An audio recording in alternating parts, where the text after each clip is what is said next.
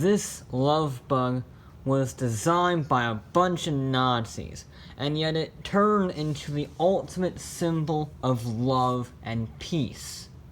Oh, and it was the most popular car of all time. This is the Volkswagen Beetle.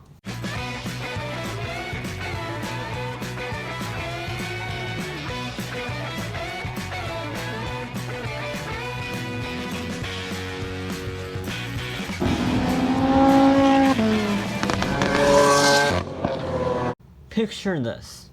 It's the end of World War I.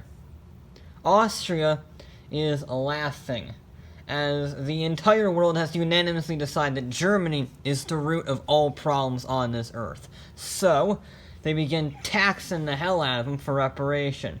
This collapses the entire German economy, and hyperinflation rockets up to 332% a month. People were so poor they were stapling money as insulation rather than buying it. It was a horrible, horrible time to be in Germany. Then they turned to what they thought was their savior, an Austrian painter named Adolf Hitler, who in 1933 took over as Chancellor of Germany. And he was a real character of a person, we'll put it that way. Not exactly the greatest person, but he saw the people's plight and said, I am going to get you an affordable car. So, he thought of what he called the people's car, or the Volkswagen.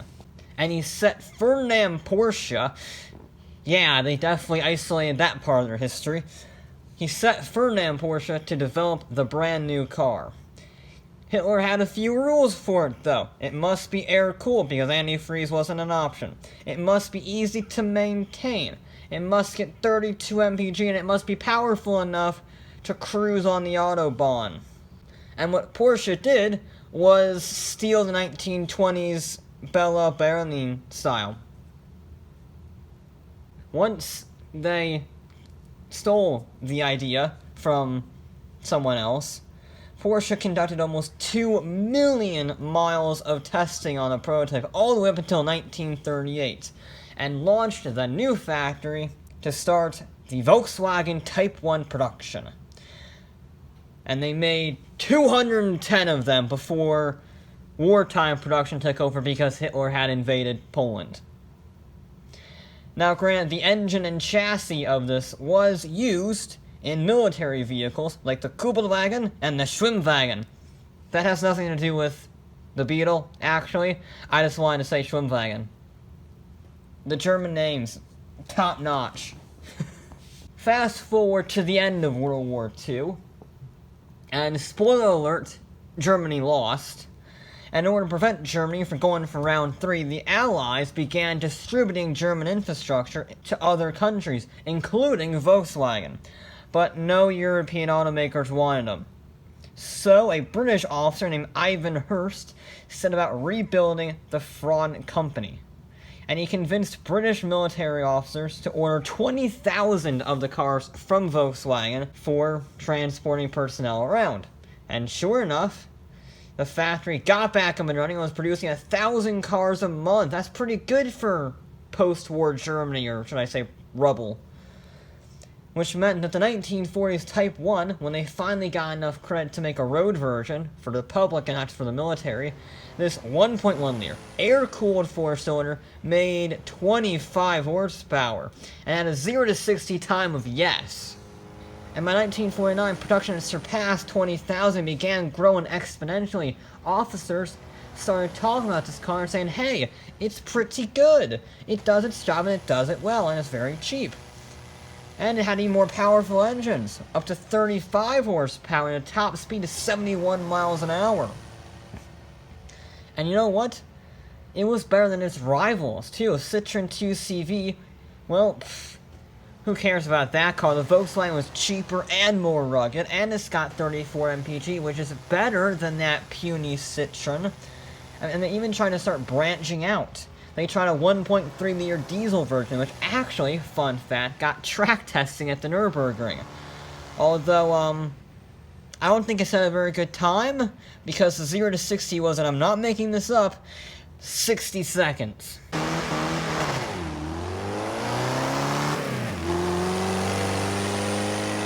That wasn't the only spin-off, though. There was the Beetle Cabriolet, and the Type 2 bus. And then, we had the best spin-off of all. The Dune Buggy. Since the things were so cheap, and they were making millions of them, there were tons of spare parts. They were easily maintained, so you could take them apart easily, with just hand tools. Put some better suspension on it, lighten the weight, put a better engine in it, and you have an honest-to-God Dune Buggy. And a guy named Bruce Myers took it a step up, because he took the entire bloody body off until it was just a frame and an engine, put on a brand new fiberglass body, and called it the Myers Mix. These Dune Buggies, along with a little thing called Herbie, helped establish the Bug as a pop culture icon, and it began spreading through the population in the millions. It was incredibly successful. Sales were increasing, as were the proportions, although that was a good thing, because the small little compact now got bigger, which means it was more interior space, larger windows for improved visibility, crash bumper so you didn't die in an accident.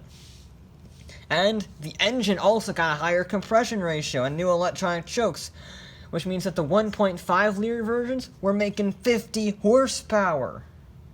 This thing is getting freaking good. And on February 17th, 1972, Volkswagen had a celebration at their factory for producing the 15 millionth, 7,000th, and 34th Beetle, finally surpassing the Ford Model T as the most mass-produced vehicle of all time. And to this date, it is still the most mass-produced single generation, because yes, the Corolla has sold more, but the Beetle, it never changed generations. The Type 1 was always the Type 1 from 1930s up until its discontinuation. However, this is the 1970s, and we're dealing with 1930s tech and styling. It's getting a bit outdated, and its rivals are starting to take away more market share. So, in an effort to try and drum up sales a little bit, Volkswagen started making some performance versions. The US, for instance, got the 1973 Super Beetle GSR. The trim pieces were black, the hood was black, there was wider 15-inch wheels, sport seats, and buyers were even given a list of local Beetle tuners, so upon purchase, they could squeeze every maximum amount of power out of that engine, which is good, because it only made 50 horsepower and 80 torque. But, you know, it's still a pretty sweet rally car if you get the right modifications. Which brings me to the fastest Beetle ever made, the 1975 Beetle 1600 Biorzo, I think. It was sold in South America only. The 1.6-liter twin-carb engine made 65 horsepower and weighed under 1,900 pounds. That meant a blisteringly fast, relative speaking, 0 to 60 time of under 16 seconds. This was a genuine performance car. It had functional air vents driving air into the engine, bigger tires, lower suspension. The thing was good. But, again, it was only sold in South America in pretty damn limited quantities and no one's ever heard of it, but there we go. And since no one has ever heard of these vehicles, it was an abject failure, and Volkswagen saw the writing on the wall and replaced the Beetle with the Golf in 1975, and production ceased just 4 years later. Except in Brazil and Mexico, where they loved the Beetle so much, it was in production until 2003, and the engine stayed in production until 2006. All in all, when production finally ended in 2003, over 22.5 million of the things were made. And I don't see that record for a single generation being broken anytime soon. And that's the Beetle. Well, the good Beetle. They did make a new Beetle. Yeah, it's weird. In 1997, called, well, the new Beetle. very original guys. And sure, it got some good public reactions, which made it into a production car, but it was basically just a Golf with a different body on it. It didn't have an RSI edition with the 221 horsepower VR6 engine with all-wheel drive. And there was a GSR limited version, which had a 2-liter turbo, making 200 horsepower to 0 to 60 in 6.3 seconds. But really, the only notable thing that happened during this generation is they took a heavily modified one to Bonneville in 2016 and hit a very impressive 205 miles an hour with the damn thing. But, the new Beetle certainly did not live up to the legacy of the original one, and sales weren't very good, so they discontinued it once and for all in 2019. The Beetle is an interesting one. To most automotive enthusiasts, it's a bit of a lemon. It's never been very quick. The looks can be divisive, if not iconic. And it was designed by Nazis. But the image, the ability to transform that negative image into one of the most positive and iconic images in all of automobiles is an incredible accomplishment, and the practicality, affordability, and usability globally hasn't really been matched to this day. It's one of the most important cars of all time.